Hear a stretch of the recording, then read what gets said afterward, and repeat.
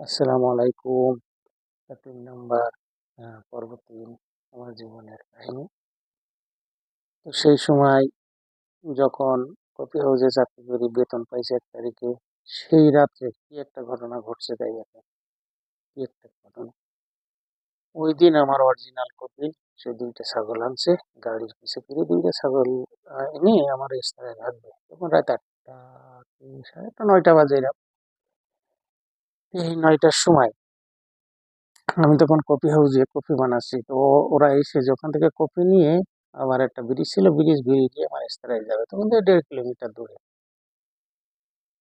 তো যে ওখানে আবার ওই সামনে গ্লাস কাটা থাকে। ওরা গাড়ি রেখে গাড়ির থেকে বসে অর্ডার দেয়। তা আমিও ওখানে মুখ বাড়াইছি, ও ওখানে এসেছে আমার বসের। বসের পাশে আছে তার বন্ধু, নাম ছিল জিহাদ। তা ২ জনেরা এসে কফি নিতে এসে কফি নিতে আইলে পরে আমিও মুখ বাড়াইছি। বলছে, "اشرب انا कलम استوى قول نسكافيه कम अब्बा इतनी नब्बा طيب سكر كم বললো সুক্কার মজবুত।" পরে হুট করে আমার চেহারা পানি এরকম করে তাকিয়ে গেছে। তাকানোর পরে আমারও ভেতরে কামড় মারছে যে আমার অরিজিনাল কপি। যদি শুনে আমি কপি হাউসে চাকরি করি, আজকেরই আমার দেশে পাঠিয়ে দেবে। তো আমার যা কামড় মারছে, পরে হুট করে আমি এরকম করে ঘুরে দাঁড়ালাম। দাঁড়ানোর পরে যাহোক কপি বানিয়ে দিয়ে ২ জনে ২ টা কপি বানিয়ে দিলাম। ও খানিক আগে গিয়ে আবার গাড়ি ব্যাক করে আমার মুখে তাকিয়ে নিয়ে গ্লাস দিয়ে দেখতেছে।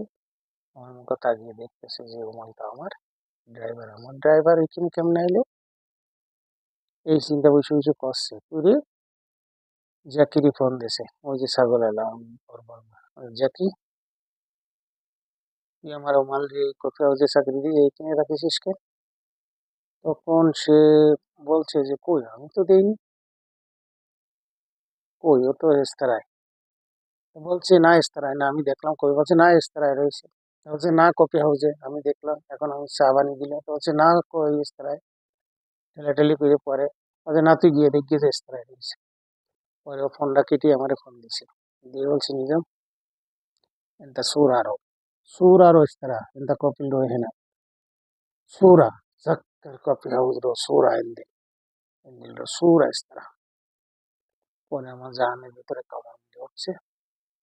পরে কি করলাম, ওই যারা ছিল ওদের কাছে দিয়ে তোরা ডিউটি কর, আমি আসছি। ওরা কুবড়ে ঘুরতে ওরা গাড়িতে যায় আর আমি রোড ক্রস করে এই যে দৌড়, আজ দৌড় কাইলে দৌড়, এই ১.৫ কিলোমিটার দৌড়ে গেছি। এই